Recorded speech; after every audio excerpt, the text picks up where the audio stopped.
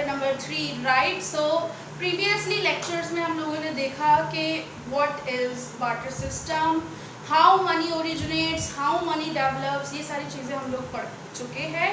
अब इस लेक्चर में हम लोग देखेंगे what is money, what is a definition of money given by some economics experts, right, and what are the functions of money।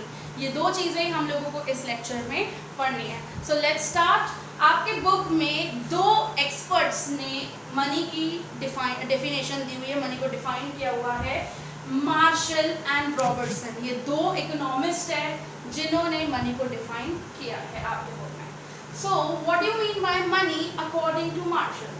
Money is that medium which is used as a means of exchange without any doubt or investigation, regardless of time or a place. तो क्या बोला है martial ने कि money क्या है? As a medium है, जो एज अ जरिया है, जो हम लोग गुड्स और सर्विसेज कुछ भी खरीदना हो, जो भी ट्रेडिंग करना हो, तो हम लोग उसके बदले मनी देकर हम लोग खरीद सकते हैं विदाउट एनी डाउट, बिना कोई शक, बिना कोई इन्वेस्टिगेशन के, या टाइम और कोई भी वक्त हो, कोई भी जगह हो और हम लोग एक्सचेंज कर सकते हैं।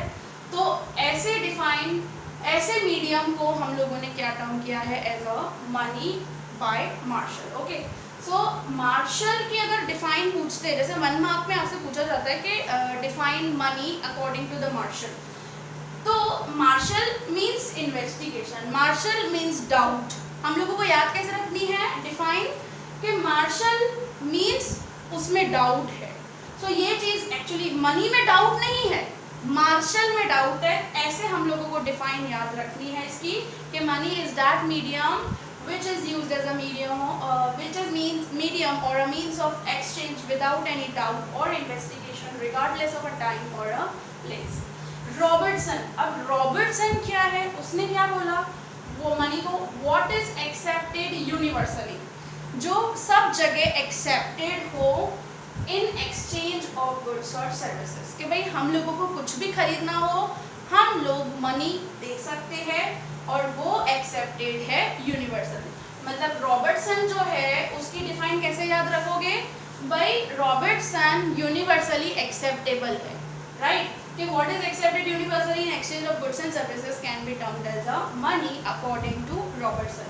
सो ये आपकी दोनों डिफाइंस आ सकती है एज अ 1 मार्क क्वेश्चन में, राइट। नेक्स्ट हम लोग आते हैं फंक्शंस ऑफ मनी, कि मनी क्या क्या काम करता है। तो सबसे पहला तो हम लोगों ने जितना समझा है अभी तक, उससे हम लोगों को पता चलता है कि money is used as a medium of exchange. क्या यूज किया जाता है? As a medium of exchange, जरिया यूज किया जाता है कुछ भी एक्सचेंज करने के लिए। सो हम लोग आपके टेक्स्ट बुक में से ही पढ़ते हैं functions of money. So first function आपका है money as a medium of exchange. The most important function of money is to act as a medium of exchange and trade. It removes the limitation of lack of coincidence, lack of double coincidence of wants. अब ये double coincidence of wants तो आपके previously चीज़ थी नहीं। अब ये क्या है? डबल कोइंसिडेंस ऑफ वॉन्ट्स मतलब म्यूचुअली एडजस्टमेंट ऑफ वॉन्ट्स। हम लोगों ने देखा था बार्टर सिस्टम की पहली लिमिटेशन थी issue of mutual adjustment of wants, मतलब एक दूसरे के साथ हम लोग सेटिस्फाइड नहीं होते थे। लेकिन अब जो वो इशू था उसको ओवरकम किसने किया है? मनी ने, राइट। सो उसको डबल कोइंसिडेंस ऑफ बॉन्ड्स या तो म्यूचुअल एडजस्टमेंट ऑफ बॉन्ड्स की जो लिमिटेशन थी बार्टर सिस्टम में, उस चीज़ को रिमूव किया है मनी। और अब जो भी खरीदना हो सामने मनी दो और लेकर जाओ, right. So the farmer can get money in exchange of wheat. Yes, so मुझे अगर वीट बेचना है तो मैं किसी को मुझसे वीट खरीदना हो या नहीं खरीदना हो, तो अगर वीट खरीदना है तो मुझे पैसे दो, दैट्स इट, लेकर जाओ। और सिंपली कि पहले चीज़ क्या होती थी कि भाई मुझे राइस चाहिए होता था, मैं वीट देती थी, राइट। सो अभी सामने वाले को वीट चाहिए नहीं चाहिए, या तो अगर जिसको चाहिए हम लोग उसको, इन शॉर्ट मैं पैसे लूँगी और दे दूँगी simply wheat, and then from that money he can buy clothes, rice, ghee. और जो भी मैंने वीट बेचा उससे मुझे जो भी इनकम हुई, जो भी मनी मैंने कलेक्ट किया, उसमें से मैं राइस, घी सब कुछ खरीद सकती हूँ। So an individual can spend money to satisfy his present needs of goods and services and also save money for the future। और मैं इवन ज़रूरी नहीं है कि मैं सारा पैसा खर्च कर दूँ, मैं वो पैसा मेरी ज़रूरत के हिसाब से खर्च करूँगी, कंज्यूम करूँगी, और अगर बचता है तो मैं फ्यूचर में उसको सेव भी कर सकती हूँ।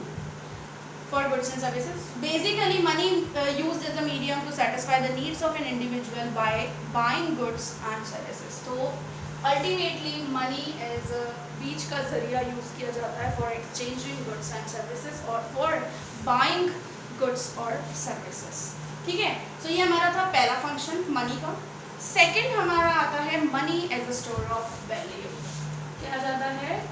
Money as store of value. ये चीज़ हम लोगों ने थोड़ी बहुत डिस्कस की थी कि हमारे इंडिया में बैंकिंग सिस्टम स्टार्ट हो गया था और हम लोग स्टोर भी कर सकते हैं मनी को for the further buying, for the further consumption, या एज अ सेविंग हम लोग बैंक में रख सकते हैं ताकि हम लोग सेव करते रहे और जब फ्यूचर में हम लोगों को ज़रूरत होगी और तब हम लोग उस चीज़ का खर्चा कर सकते हैं।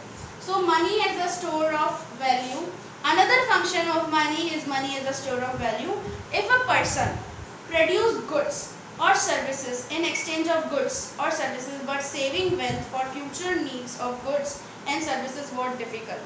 पहले चीज़ क्या होती थी? सेल्फ कंजप्शन के लिए होता था कि मैं अगर वीट प्रोड्यूस कर भी रही हूँ और सामने कोई राइस प्रोड्यूस कर रहा है तो हम लोग एक दूसरे से एक्सचेंज करके वो चीज़ कंप्लीट कर देते थे। फ्यूचर का हम लोग नहीं सोचते थे, लेकिन with the introduction of money हम लोग फ्यूचर के बारे में सोच सकते हैं कि फ्यूचर नीड्स जो भी होगी वो हम लोग with the help of money हम लोग सेटिस्फाई कर सकते हैं।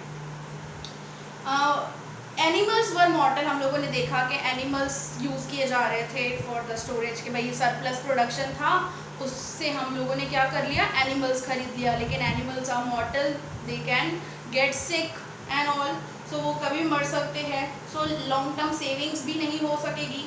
So this made money the most successful means of storage of value in terms of time. It is easy to have money as a storage of value. It becomes possible to get money in exchange of crops and save the money for the future needs to buy goods or services. Another advantage, एक और advantage है of using money was that it could be used as a standard of deferred payment. Deferred payment मतलब future मुझे कोई भी payment करनी हो तो भी मैं with the help of money वो चीज़ कर सकती हूँ। मेरे पास जो मनी बचा हुआ पड़ा है, जो सेव मैंने किया है, उसमें से मैं फ्यूचर डेफर्ड पेमेंट, जो मेरी बाकी बची हुई जो पेमेंट है, मैं उसको पे, जैसे आज के टाइम पर होता है ना कि जैसे अगर मैं बल्क क्वांटिटी पे गुड्स खरीदती हूँ तो मैं बोलूँगी 3 महीने के बाद पे करूँगी, 4 महीने के बाद पे करूँगी amount. So same as it is पैसा ही पे करूँगी ना, मैंने गुड्स तो खरीद लिए लेकिन 3-4 महीने के बाद मैं आपको अमाउंट दूंगी, तो ये चीज़ हो सकती है। And this characteristics of money become an important basis for the entire system of the credit, hire purchase and the instalment payments. जैसे गाड़ी मैंने इंस्टॉलमेंट पे खरीदी, फ़ोन में आजकल EMIs और इन सब पे ख़रीदा जा रहा है, इंस्टॉलमेंट्स पे ख़रीदा जा रहा है। भले मेरे पास मैं फ़ोन यूज़ कर रही हूँ, साल भर मैं फ़ोन यूज़ कर रही हूँ और साल भर मैं छोटी छोटी अमाउंट पे कर रही हूँ एज एन इंस्टॉलमेंट। सो ये चीज़ मनी के इंट्रोडक्शन से बहुत चीज़ें ईजी हो गई है। क्रेडिट पर मैं पैसा दे सकती हूँ, क्रेडिट पर मैं गुड्स खरीद सकती हूँ। सो बहुत से चीज़ें ईजियर हो चुकी है, सारे लिमिटेशंस को ओवरकम कर दिया है मनी ने, right. So this is very beneficial and used as a store of value. तीसरा फंक्शन हमारे पास आता है मनी का कि हम लोग मेजर कर सकते हैं money. So money as a measure of value. So पहले दिक्कत आती थी कि भाई 1 किलो चावल के सामने 2 किलो आपने वीट दिया, आपने गेहूं दिया, तो 1 किलो चावल के सामने घी कितना, तो वो चीज़ का इशू आता था हमारे पास। So money as a measure of value use होने लगा। अब क्या है, 1 किलो चावल चाहिए आपको, 20 रुपए दो, ले जाओ। 5 किलो चावल चाहिए, 100 रुपए दो, ले जाओ। 10 किलो चावल चाहिए, 200 रुपए दो, ले जाओ। Simple. So money plays an important role as a measure of value. घी चाहिए, ले जाओ। 1 किलो घी, फॉर एग्जाम्पल यहाँ पे हम लोगों ने डिसाइड कर दिया 1 kg घी और 1 लीटर घी इज ₹70। लाओ 70, ले जाओ। 2 चाहिए, 3 चाहिए, कितने चाहिए उतने में आप इंटू कर कर दे सकते हैं। तो in barter system it was difficult to remember the exchange rates. हम लोगों को बहुत डिफिकल्टी होता था कि दो जनों के बीच में अगर एक एक्सचेंज स्टैंडर्ड मीडियम डिसाइड हुआ है कि भाई मैं 1 किलो चावल दे रही हूँ तो तू मुझे 2 किलो वीट दे रहा है, तो मैं किसी और के साथ किस तरीके से एक्सचेंज करूँ, तो वो बहुत डिफिकल्टी चीज़ अराइज होती थी बार्टर सिस्टम में, वो हम लोगों ने देखी। Each of goods or services for 20 kg of wheat equals to how much of ghee, equals to how much of clothes, equals to how much of ghee. So while on other hand, अब जब money introduce हो गया तो money makes this easier, allowing the values of different goods or services to be compared and assessed against each other. तो हम लोग तो easily exchange कर सकते हैं, अभी कोई भी प्रॉपर हम लोगों को डिफिकल्टी अराइज नहीं होगी।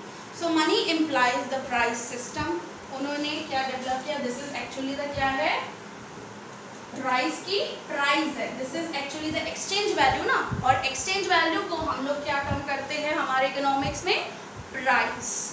सो 1 किलो चावल की प्राइस है 20 रुपए। So price of goods and service which can be compare to each other. It also allows faster decision making and exchanges.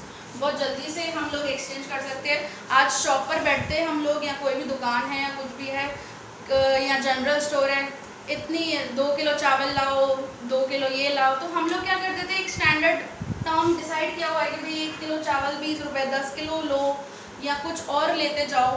सो हम लोगों को ईजी कैलकुलेशंस हो गई है, फास्टर काम हो गया है, किसकी वजह से, with the introduction of money. So money ये 3 काम करता है, as a medium of exchange, as a store of value and as a measure of value. Okay, so that's it about your definition and the functions of money. इसी के साथ मैं एक चीज़ आपको बता दूं कि पेपर मनी, कॉइन्स हम लोगों को पता है, लेकिन आज के टाइम पर हम लोग यूज़ करते हैं, पेपर मनी के बाद चीज़ आई हुई है प्लास्टिक मनी। सबसे पहले क्या यूज़ किया जाता था, कमोडिटी मनी। फिर commodity money means C2C system, barter system. Second चीज़ animal money. Third metal coins. Fourth paper money आया।